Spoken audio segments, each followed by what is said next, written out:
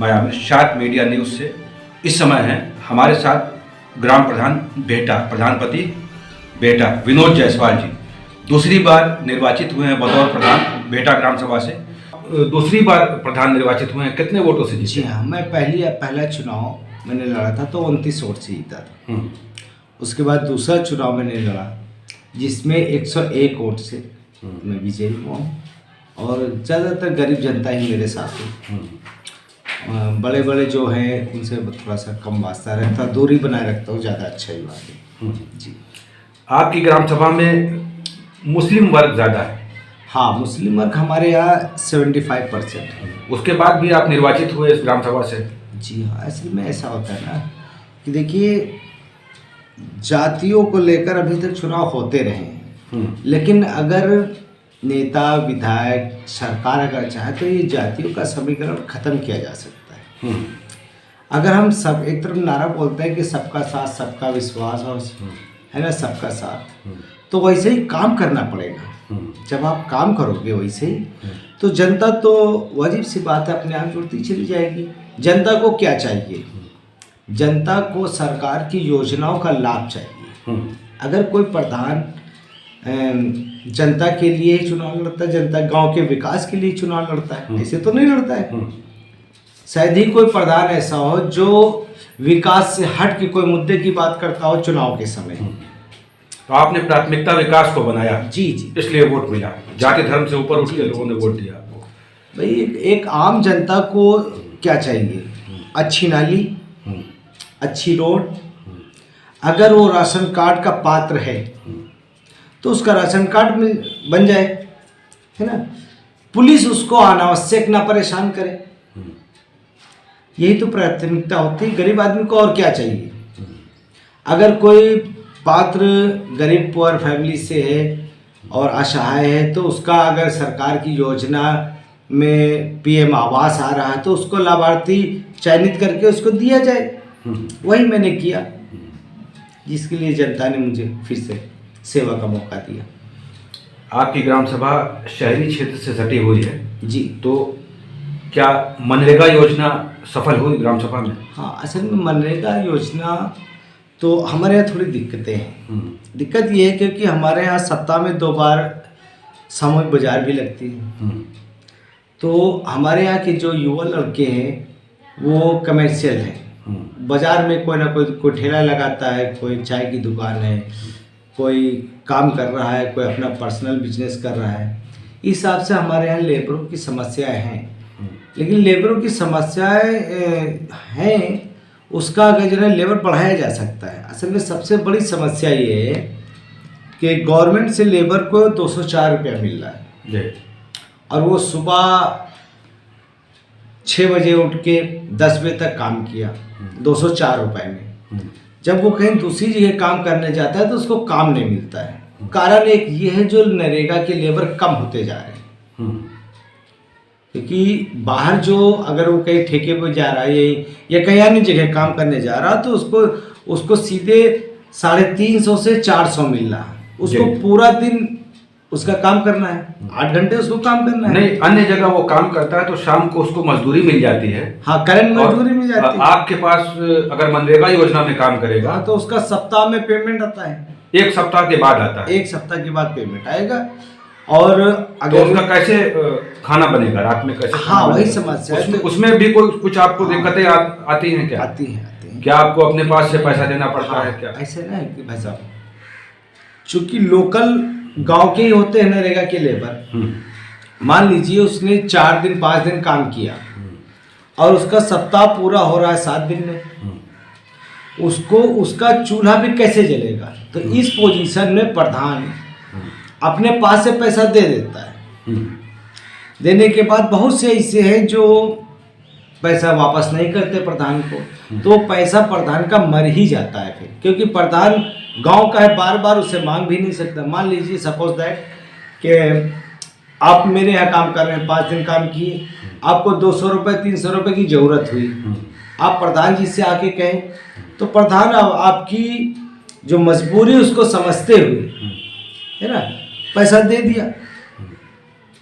देने के बाद फिर वो पैसा ज़्यादातर आधा से कम ही मिल पाता है वापस, ये समस्या। लाभार्थी के अकाउंट में आता है, वो लाभार्थी के अकाउंट में आता है, उसमें लाभार्थी दोबारा भी से खर्च कर सकता है। हाँ, लाभार्थी निकला के खर्चा कर लेता है, ये समस्या है। तो गवर्नमेंट ने भी जल्दी संशोधन के लिए कहा था मनरेगा योजना में।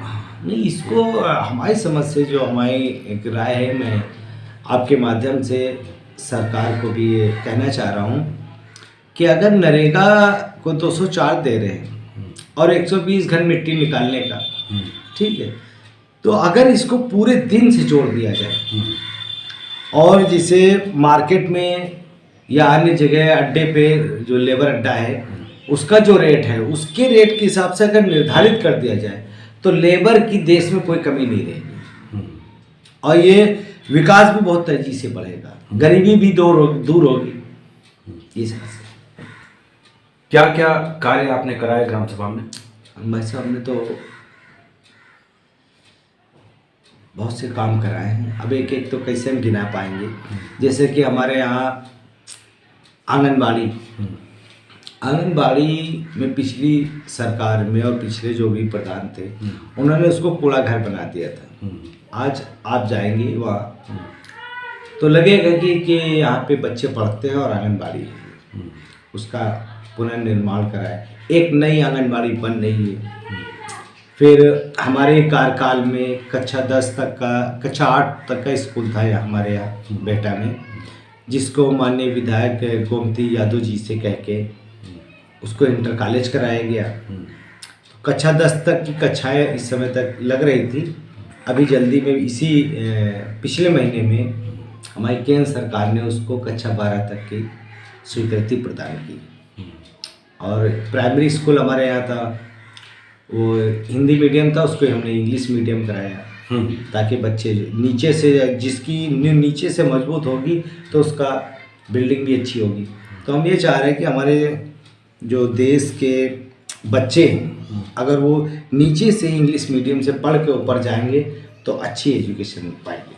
राज्य सरकार की प्राथमिकता के आधार पर सामुदायिक शौचालय बनना था ग्राम सभा में, जी, स्कूलों का जीर्णोद्धार होना था और पंचायत भवन, इन पे कार्य हो रहा है। जी हाँ, पंचायत भवन में हमारे यहाँ 1963 का पंचायत घर बना हुआ है जो जर्जर स्थिति में है।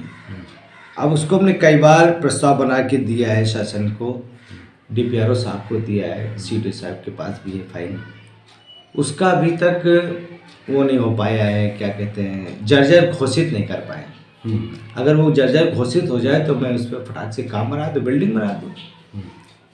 तो जब पंचायत भवन है ही नहीं तो आपके यहाँ ऑप्टिकल फाइबर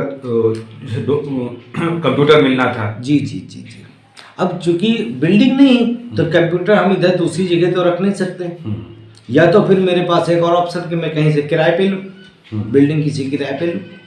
तो इस बड़ी ग्राम सभा में एक महत्वपूर्ण ग्राम सभा है हाँ, तो उसमें पंचायत भवन अभी बंद नहीं। हाँ, पंचायत भवन की हमारे यहाँ समस्याएं हैं, ठीक है, पास हुआ है, सब कुछ हुआ है, लेकिन अभी उसको जर्जर घोषित नहीं कर सकते।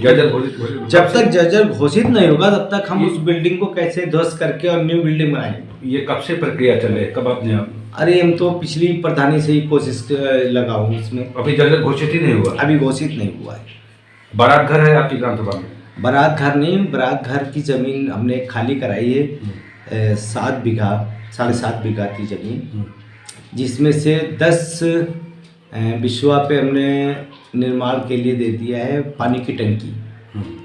पानी टंकी हमारी केंद्र सरकार से पास हुई थी जो पूरे गांव को पानी की टंकी बन गई। हाँ, तो 10 बिस्वा से निकाल दे, करीब 7.5-8 बिस्वा है। मैं चाहता हूँ कि उसमें भविष्य में एक बारात घर बन जाए तो जो भी गांव के नागरिक हैं, गांव की जनता है, वो अपने उसमें शादी ब्याह में जाए। गांव के स्वरोजगार के लिए ब्लॉक से कोई ट्रेनिंग देने के लिए आया स्वयं सहायता समूह के अंतर्गत छोटे मोटे उद्योग धंधों? हाँ, वो हमारे यहाँ 7 समूह चल रहे हैं, ठीक है, जिसमें हम बच्चों को, जो बच्ची हैं, लड़कियां हैं, उनको सिलाई की भी ट्रेनिंग दी जा रही है और ब्यूटी पार्लर की भी दी जा रही है। अन्य और भी कार्य हैं छोटे मोटे स्वरोजगार, जैसे हाँ, बकरी पालन योजना है, जी, बकरी जी, शेड बनाने की, उस पर ध्यान दिया? जी जी हाँ, बकरी शेड हमने बनाया है, 2 बकरी शेड भी बनाए हैं। 2 बकरी शेड बनाए। इस कार्यकाल में कि नहीं, पिछले का पिछले कार्यकाल में? आवास हमारे यहाँ 45 हमने लिखे थे जो पुअर फैमिली से थे, जो गरीब पात्र थे, जिसमें से 45 में 20 पास हुए थे। स्थिति ये कि 20 में अभी 12 का पेमेंट आया, जो 12 बन चुकी है।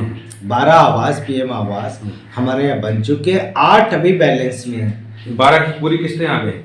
जी हाँ, 12 बन गई, जिसमें हमारे गरीब परिवार उसमें निवास रह रहे हैं। ठीक, और बढ़िया बनी है। और अब 8 का जो पेमेंट अभी नहीं आया, ये करीब 1 साल हो गया है। मैं सेक्रेटरी साहब से बात करता हूँ तो कहें भैया वो तो केंद्र से आएगा। अब केंद्र 8 का ये पैसा और भेज दे तो जो 8 परिवार हमारे गरीब हैं उनको भी रहने की व्यवस्था हो जाए। वो कच्चे घरों में रहने के लिए? हाँ, वो तो झोपड़पट्टी में रह रहे हैं। अभी 8 का नहीं आया? हाँ, अभी 8 का नहीं आया। अगर ये आ जाए तो फिर नई लिस्ट हम दे, क्योंकि जब अभी वही पेंडिंग में पड़ी हुई है तो कैसे हो पाएगा। सबसे बड़ी समस्या इस ग्राम सभा की क्या है, आप क्या चाहते हैं? देखिए, हमारे यहाँ बेटा कुर्सी रोड से करीब 2-3 फीट की नीचे गहरे में है। जो हमारी बस्ती बनी हुई है वो समतल जमीन नहीं है। कुर्सी रोड हमारी 2 फीट 3 फीट ऊंची है और गांव मेरा बसा हुआ है नीचे पे। तो हमारे गांव के जो पानी का निकास है बारिश का, वो नहीं हो पा रहा है। अच्छा, वो प्रधान के अंडर में आएगा भी नहीं, क्योंकि लोक निर्माण का मैटर है। क्योंकि कुर्सी रोड तो लोक निर्माण से निर्मित की गई। अब उसमें लोक निर्माण से ही नाला बनाया जा सकता है, जो हमारे गांव का बारिश का पानी वो ग्राम सभा से बाहर निकल जाए। ये समस्या है। जब ड्रेनेज सिस्टम और सही करने की जरूरत है। जी जी जी, क्योंकि ये लंबा बजट है। ये तो सांसद या विधायक या केंद्र से वही कोई करा सकता। आपने संबंधित विधायक से, सांसद से बात जी की? जी, ये हमने सबसे बात किया। अभी जो हमारे वर्तमान समय में सरकार के श्री अविनाश त्रिवेदी जी हमारे विधायक जी थे, तो इससे हमने कई बार बात की, लेकिन या तो उनके पास बजट नहीं रहा होगा या कोई अन्य कारण होगा, तो इसके लिए नहीं हो पाया है। गांव की ज़्यादातर जनता इससे प्रभावित है। हाँ, जल जमाव होता है, जल भराव हो जाता है। जल भराव होता है क्योंकि पानी बाहर कई तालाब है, उसी को हमने जो है ना उसी में डंप करता हूँ। अभी चुनाव का माहौल चल रहा है, तो क्या ये मुद्दा रहेगा? गांव की जनता मांग कर रही है, हाँ, वोट मांग रहे हैं। गांव की जनता हमारे पास तो जो भी आएगा हम उसे यही बात करेंगे कि भैया ऐसा करो कि हमारे गांव को जो है बारिश से डूबने से बचाओ, और सारी गांव की जनता आपके साथ में। अगर आप ये हमसे वचन दे रहे हैं कि हम नाला आपके गांव का बनवा देंगे, तो जनता का रुख देखते हैं क्या जाता है। शार्ट मीडिया न्यूज़ से बात करने के लिए बहुत बहुत धन्यवाद।